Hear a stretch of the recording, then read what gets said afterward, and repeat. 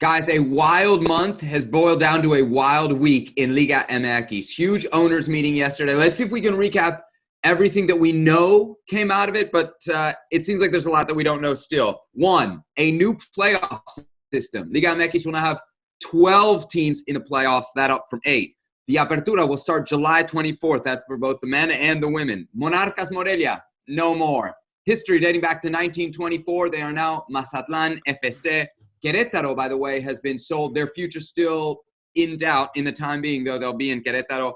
And one more interesting note in this meeting. Enrique Bonilla has said that a salary cap is not being discussed, which you should absolutely take with a grain of salt, because in 2016, the same Enrique Bonilla said Liga MX was considering a salary cap. All right, so where do we start here? Let's start with the playoffs.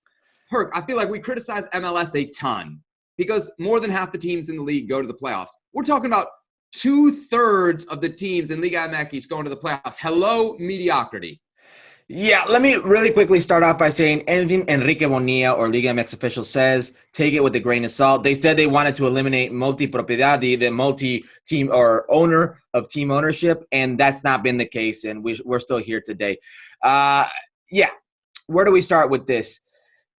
This right here is concerning because we talk about the lack of quality when it comes to playoffs in Major League Soccer because so many teams get in. And I understand this as being kind of a quick fix, a Band-Aid, if you will, during this pandemic of how can we get people excited? How can we make it more of a boom? How can we recuperate more sponsorship dollars?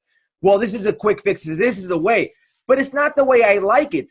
I mean, if the 11th or 12th place team can now compete for a championship, if now a team with a losing record, because it's half a season, so you can have teams with losing records make it to the playoffs and at the end of the day be champions. If that's the way, it's not the right way. I don't see it. If what you want is a quick fix and to create buzz, fine. You want this mini MLS World Cup style tournament, fine.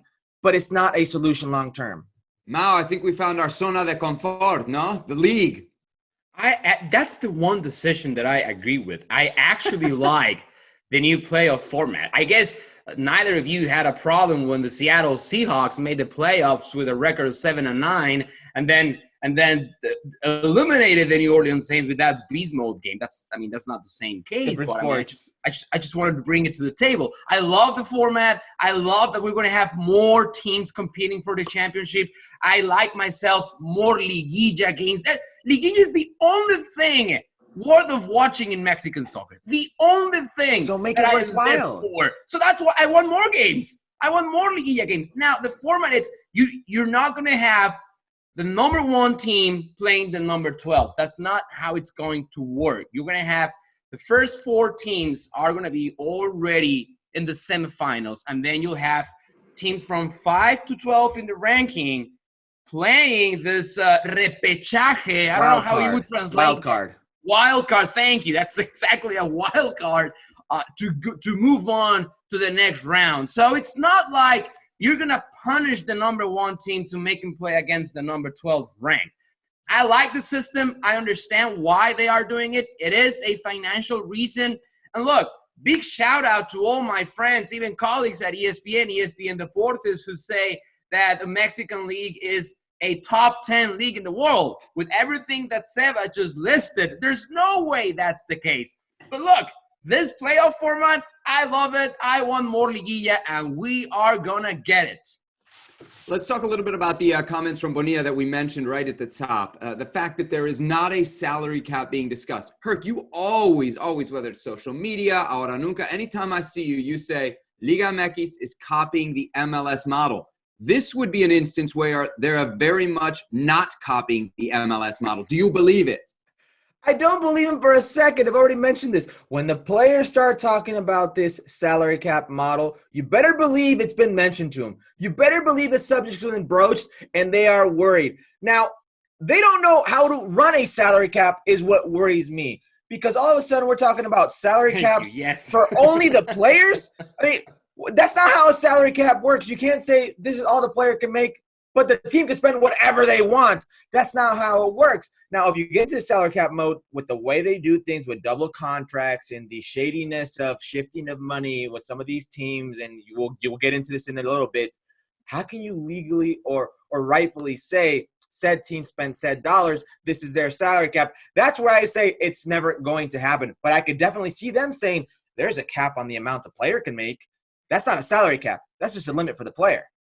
I mean, now, good idea or bad idea? You like it for Mexican football? I just don't think they're going to be able to find a system that fits every single team. And here's why. Major League Soccer negotiates as a whole, as a group, as one entity, right? And then you have the players negotiating as also one entity. That's not the case in Mexican soccer. First of all, you don't have a players union that could come to terms with the owners to find the right way to implement a salary cap. That's never going to happen. And number two, every single owner is going to try to make the best just for his own interest. There's no collective interest that will actually bring all the owners together to one right decision.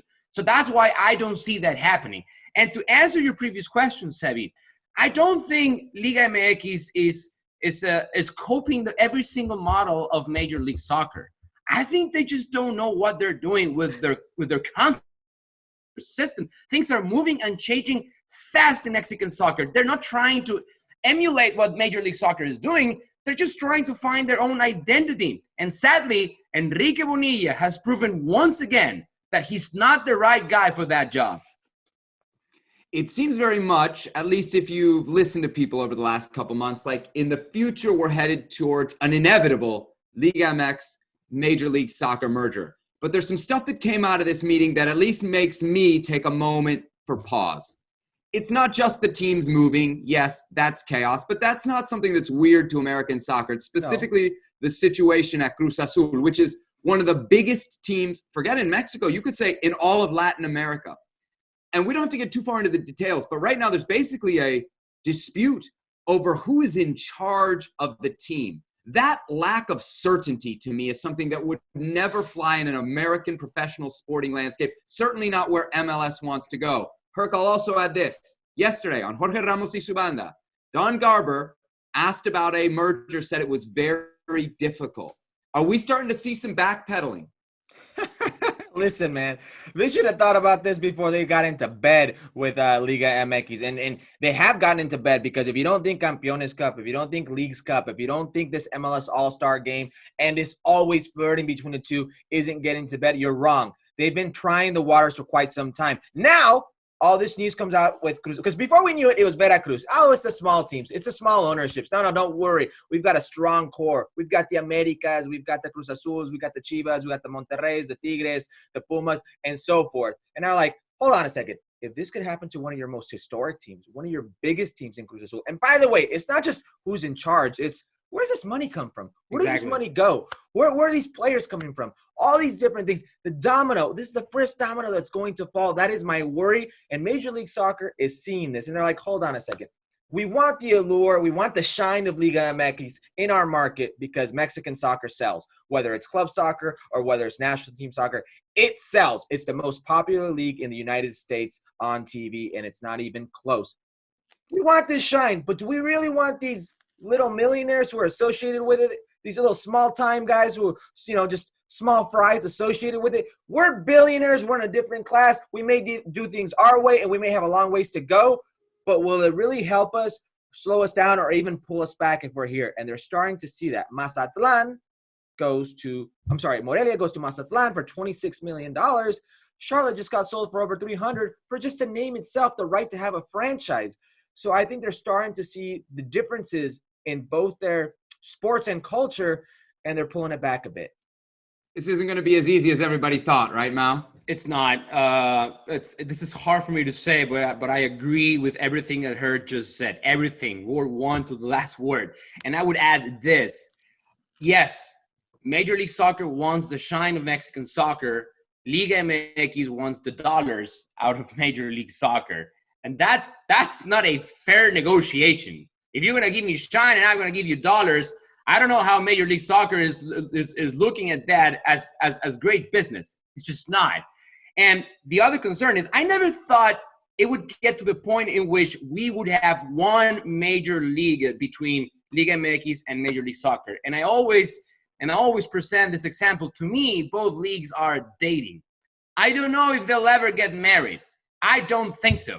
This might be a long relationship, but when it comes time to give the ring, I think Major League Soccer is going to have cold feet, and he's going to say, no, I rather if either you sign a very nice prenup or we're splitting.